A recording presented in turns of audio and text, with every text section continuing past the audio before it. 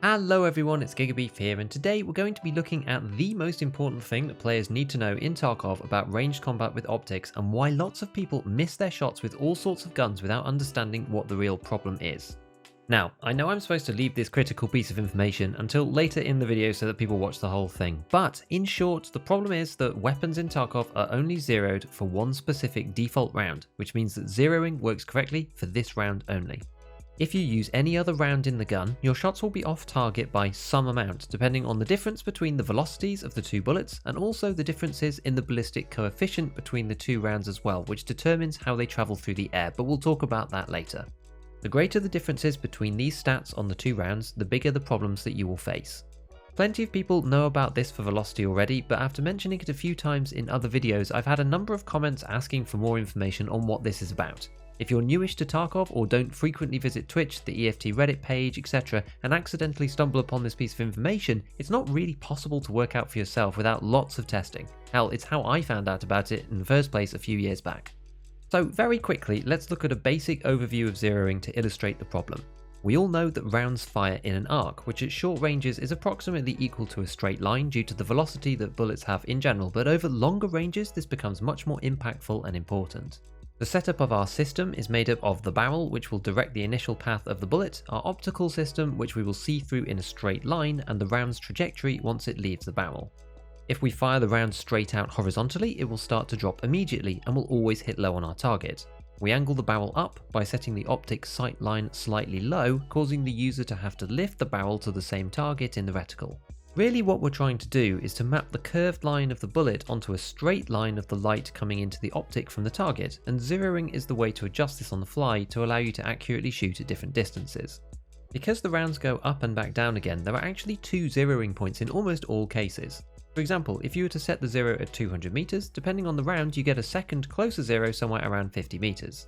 The zeroing that we see in Tarkov uses this far zero point to reference, which is why typically for ordinary fast rounds you can usually set your zeroing to 100 and do well at most normal firefight ranges. Looking at this chart generated on Tarkov ballistics, an M80 round zeroed at 100 peaks at 2 cm above the sightline and then 2 cm below the sightline at 120 meters. By 150 meters the drop is 6.4 centimeters, but for general engagements this is good enough. However, the problem in Tarkov comes when you change the round that you're using and the new round has different stats. This changes the properties of the flight path of the new round, but not the zeroing adjustment in the weapon, as Tarkov still uses the properties of the default round's flight path, which might not be similar to the actual round we're using. To use a very obvious example to show what's going on, let's firstly take a look at the AKMN with subsonic rounds. The best way to check out what the default round is for each weapon is to look on the wiki, as this is listed underneath the weapon's stats. The AKMN zeroing is set with PS rounds, so if we take this weapon, a scope, and a rangefinder, we can hit targets accurately with PS at different ranges, with a bit of deviation due to the general accuracy of the gun. The velocity of PS rounds is 700 meters per second, so if we swap this out for the subsonic round US that has been talked about a lot recently, this has a velocity of 300 meters per second, which is clearly very different. Now, do remember that with patch 12.12, velocity drop-off is a very real thing now, so these are just the initial muzzle velocities, as the overall speed of the bullet will decrease as it moves along its flight path. But either way, the significant change in velocity causes the US rounds with the same zeroing at the same distance to hit super low in comparison with the PS rounds because the zeroing is still set for the PS bullet trajectory.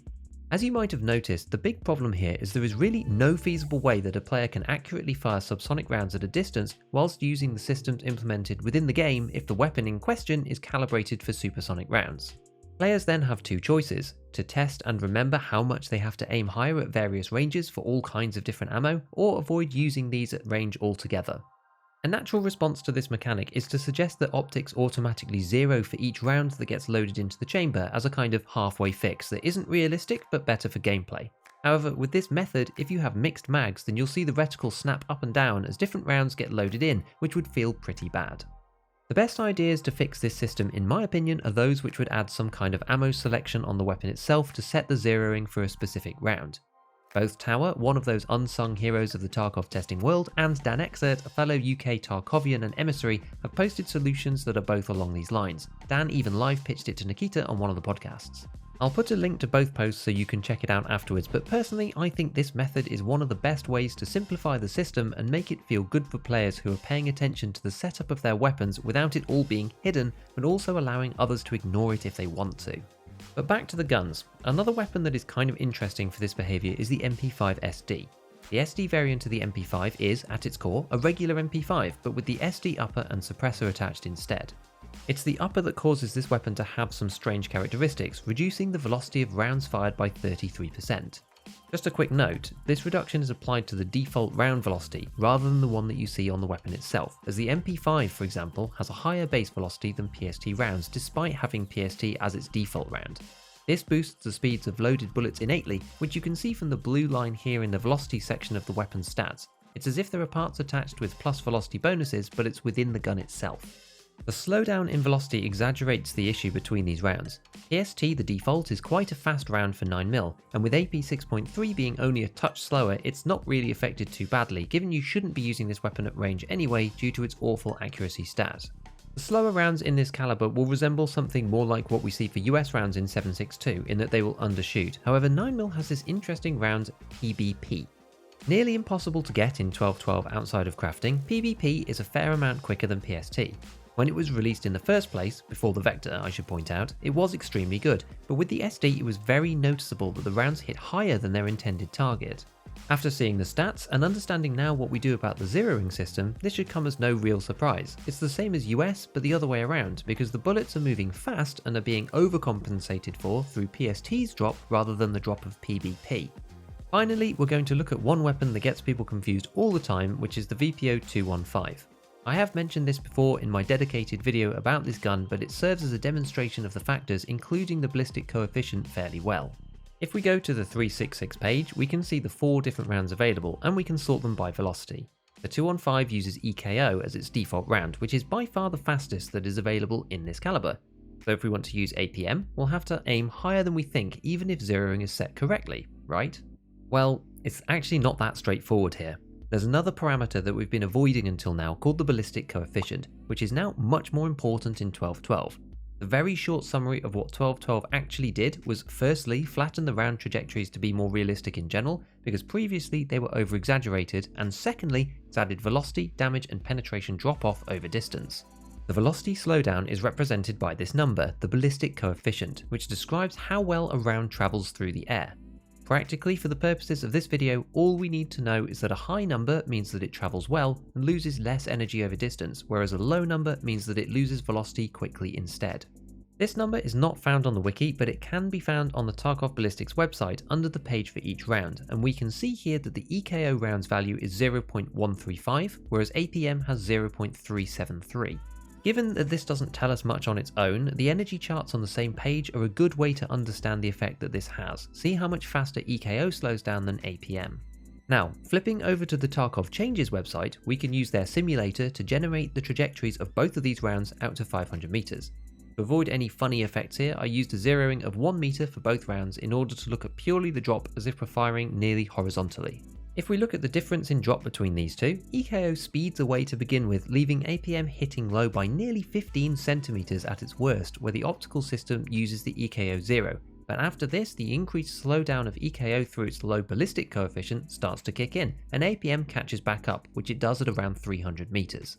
After 300, you'll be hard pressed to get accurate shots anyway due to the accuracy of the VPO in general, which isn't helped by the accuracy debuff on APM, but it is quite interesting that 200 meters is the range where the zeroing issues of the VPO are the most noticeable, and then again at 300 plus. At 300 meters itself, you're only looking at a difference of 4 centimeters, which is what sparked my interest in this particular deep dive, as I was expecting APM to drop by a lot, as I was looking at velocity only originally and not thinking about the ballistic coefficient as well. So what have we learned from all this? Firstly, the fact that each weapon has a default round that determines how it makes adjustments to zeroing. If you're using a different round, make sure that the stats aren't too dissimilar, otherwise you might get some weird effects, sometimes hitting high or sometimes hitting low, depending on what the default round is and how the round that you've chosen performs relative to it. Secondly, if you're fighting at longer distances regularly, it's probably worth checking out how different these trajectories can look if you're picking a bullet that isn't the one set on the weapon. Without either testing it yourself or checking it on one of the simulation websites, it's nearly impossible to figure out the combination of velocity and ballistic coefficient, unless of course the coefficient is the same for both rounds. So as usual, if you learned something, please consider dropping a like and a comment. To see when I'm streaming, you can follow me on Twitter and Twitch. Check out our Scav Talk podcast in the links below, and with all that said, I'll see you next time, and as always, have fun in your raids.